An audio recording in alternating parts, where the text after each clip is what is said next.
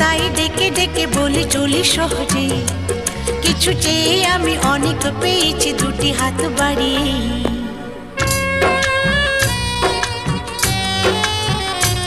আমার গর্ব শুধুই কেউ আমার চেয়েও সুখী নেই,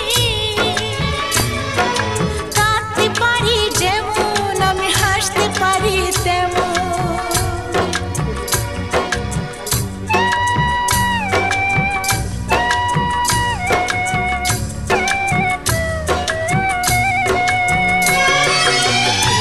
সব হবে। আমার বোনের চিতার আগুন শুক্রবার দিনও ঠান্ডা হয়নি, আমাকে বাধ্য হয়ে কলকাতায় চলে আসতে হলো। কেন? আমার মেয়ের পড়া স্কুল ছিল, চলে আসতে হলো। আমারও শরীর ভালো নেই, আমি কোন দিকে যাব? আমার স্বামী আমাকে নিয়ে চিন্তা করে যে আমার যদি কিছু হয়ে যায় ওকে কে দেখবে।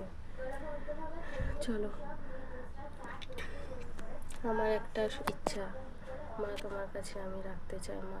আমি যেই দিন আমি ইউটিউব থেকে পেমেন্ট পাবো মা, সেই দিন আমি প্রথম অংশে তোমার চরণে দেওয়া যা। আর আমার বোনের 2 মেয়ের জন্যে খরচা করা তাই একই।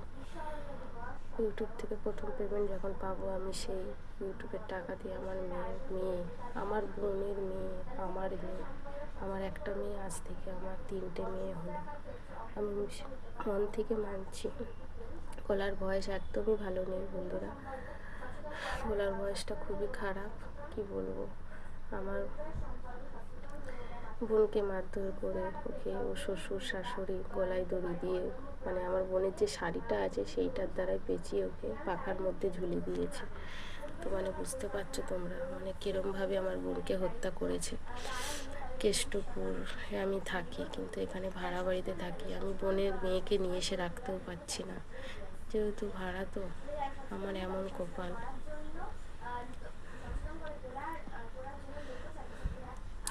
অনেক সুখ দুঃখের কথা আছে বন্ধুরা, বলতে পারি না।